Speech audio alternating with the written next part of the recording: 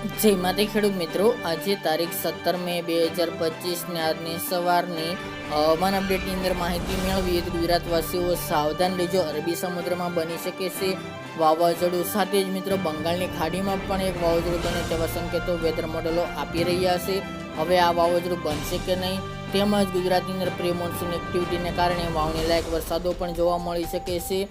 ક્યારે ગુજરાતની અંદર વરસાદની સંભાવનાઓ છે તેની વિગતવાર અપડેટ મેળવીશું. વાવાઝોડાની પણ માહિતી મેળવીશું. ચેનલમાં નવા હોય તો ચેનલને સબસ્ક્રાઈબ કરી નાખજો અને વિડીયોને લાઈક આપીને તમામ ખેડૂત ભાઈને શેર કરી દેજો.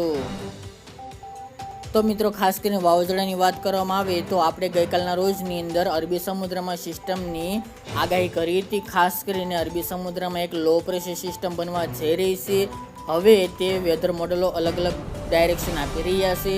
આ સિસ્ટમ કેટલી મજબૂત બને છે તે આગામી દિવસમાં જણાશે, પરંતુ હાલ 70% ગણવાનું કે આ સિસ્ટમ વાવાઝોડાના રૂપમાં પરિવર્તન પામે તેવી સંભાવના દેખાઈ રહી છે. જો આ વાવાઝોડું બનશે તો ચોક્કસપણે ગુજરાતને અસર કરી શકે છે વરસાદના રૂપમાં. તેમજ મિત્રો, વાવાઝોડું આવે કે નહીં ગુજરાતમાં તે તો આગામી દિવસમાં જણાશે, પરંતુ આ સિસ્ટમ વાવાઝોડા સુધી જાય તેવી પણ શક્યતાઓ રહેલી છે. અત્યારે ઘણા બધા વેધર મોડેલો અલગ અલગ અપડેટ આપી રહ્યા છે, જેમાં વાવાઝોડું પણ બતાવી રહ્યા છે, પરંતુ ગુજરાતને તેની અસર કરતા નહીં જોવા મળે. એટલે કે ગુજરાતને હિટ કરે તેવી હાલ તો સંભાવના જણાઈ રહી નથી. પરંતુ જો વાવાઝોડું બનશે અને ગુજરાતથી નજીકથી પણ પસાર થશે, જે તમે જીએફએસ મોડેલમાં અત્યારે લાઈવ જોઈ રહ્યા છો તે મુજબ, તો ગુજરાતની અંદર વાવણી લાયક ભારે વરસાદો તેમજ ભારે પવન ફૂંકાવાની પણ સંભાવના છે.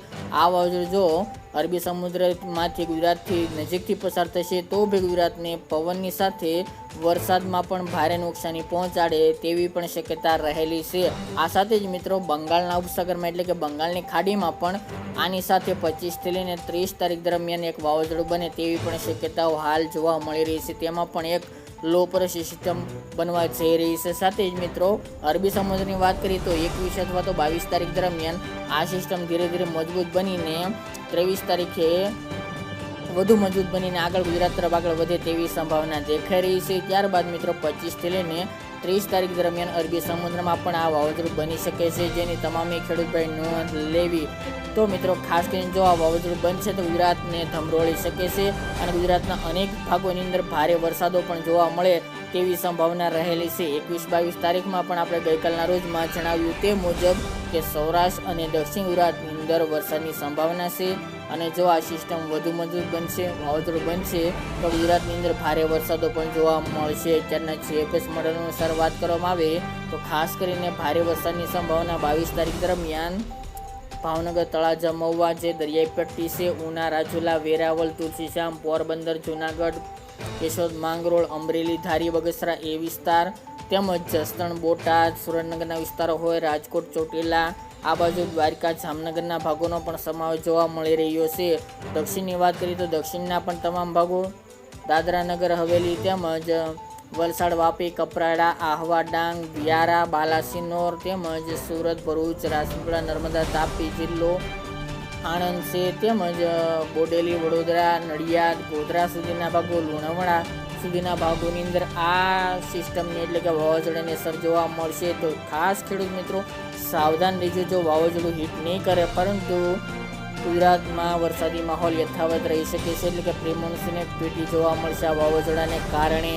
અને ખાસ કરીને મિત્રો, આપણે ગઈકાલે પણ જણાવ્યું હતું કે 22-23 તારીખે ગુજરાતમાં વરસાદની એન્ટ્રી થઈ જશે અને ગુજરાતના અનેક ભાગોની અંદર વાવણી લાયક વરસાદ આ પ્રી મોન્સૂન એક્ટિવિટીમાં એટલે કે 23થી લઈને 30 તારીખ દરમિયાનમાં જોવા મળશે. જો આ સિસ્ટમ ઘણી દૂર હશે ગુજરાતથી, તો બી ગુજરાતમાં તેની અસર જોવા મળશે. લાઈવ તમે જીએફએસ મોડેલ અનુસાર 23 તારીખની અપડેટ જોઈ રહ્યા છો, તો આ સિસ્ટમ વાવાઝોડાના રૂપમાં પરિવર્તન પામી છે અને ગુજરાતથી દૂર છે, છતાં ગુજરાતમાં ભારે વરસાદ દર્શાવી રહી છે જીએફએસ મોડલ, જેમાં જૂનાગઢ હોય, પોરબંદર, દ્વારકા, જામનગર, રાજકોટ, ભાવનગર, બોટાદ, સુરેન્દ્રનગર સહિતના ભાગો હોય, સુરત, વલસાડ, નવસારી, તાપી, ડાંગ એ વિસ્તાર હોય, અમદાવાદ, ગાંધીનગરના ભાગો, દાહોદ, ગોધરા, વડોદરા, નર્મદા, ભરૂચ જેવા ભાગોની અંદર પણ ભારે વરસાદનું અનુમાન 23 તારીખ દરમિયાન જોવા મળશે. 24-25 તારીખથી આ સિસ્ટમની વધુ અસર જોવા મળશે, કારણ કે ગુજરાતથી સાવ નજીક આ વાવાઝોડું દર્શાવી રહી છે આ જીએફએસ મોડલ, જેમાં મહારાષ્ટ્રના મુંબઈ, નાસિક સહિતના ભાગોની અંદર અતિ ભારે વરસાદ, સુરત, વલસાડ, નવસારી, તાપી સહિતના ભાગોની અંદર ભારે વરસાદ, સૌરાષ્ટ્રના તમામ ભાગોનો સમાવેશ જોવા મળી રહ્યો છે 24 તારીખ દરમિયાન.